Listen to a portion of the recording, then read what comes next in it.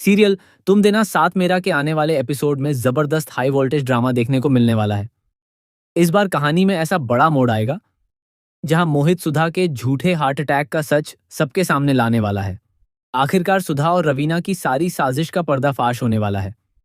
आने वाले ट्रैक में दिखाया जाएगा कि मोहित गलती से सुधा और रवीना की बातचीत सुन लेता है। उसे पता चलता है कि रवीना ने जानबूझकर सुधा को झूठे हार्ट अटैक का नाटक करने के लिए कहा था, ताकि रक्षित भावनात्मक रूप से टूट जाए और अपराजिता से दूर हो जाए। रवीना चाहती है कि किसी भी कीमत पर इरा की शादी रक्षित से हो, इसलिए वह यह पूरी चाल चलती है। रवीना पूरे परिवार के सामने यह झूठ फैला देती है कि सुधा को हार्ट अटैक आया है। यह सुनकर रक्षित गिल्ट में डूब जाता है और अपराजिता भी खुद को इस हालत का जिम्मेदार मानने लगती है। वह अपने परिवार को संभालते हुए रक्षित से मिलने की कोशिश करती है, लेकिन उससे पहले ही सुधा रवीना के कहने पर बड़ा ड्रामा शुरू कर देती है। रवीना सुधा से कहती है कि यह नाटक लगातार जारी रखना, ताकि रक्षित अपनी मां की बातों में उलझा रहे और अपराजिता पर कभी भरोसा न कर सके। लेकिन इसी दौरान मोहित उनकी पूरी बातचीत अपने मोबाइल में रिकॉर्ड कर लेता है। अब उसके सामने साफ हो जाता है कि यह पूरा हार्ट अटैक सिर्फ एक झूठा नाटक है। मोहित को अपनी गलती का भी एहसास होने लगता है। उसे याद आता है कि उसने बिना सच्चाई जाने अपराजिता को बहुत कुछ सुना दिया था।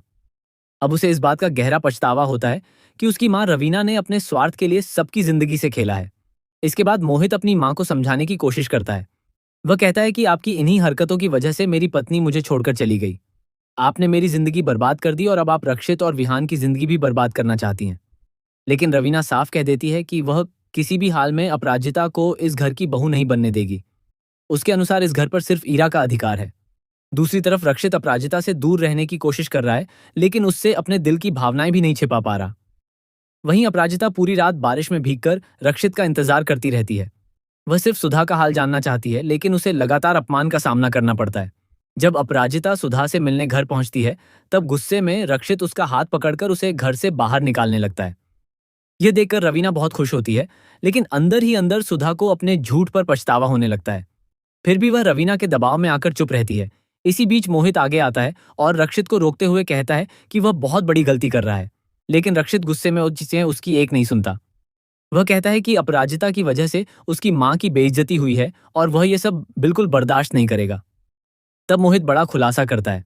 वह कहता है कि इस पूरे मामले में अपराजिता की कोई गलती नहीं है। ये सब कुछ उसकी अपनी मां रवीना और सुधा का रचा हुआ नाटक है। मोहित यह भी बताता है कि सुधा को कोई हार्ट अटैक नहीं आया था, बल्कि ये सिर्फ एक झूठी साजिश थी।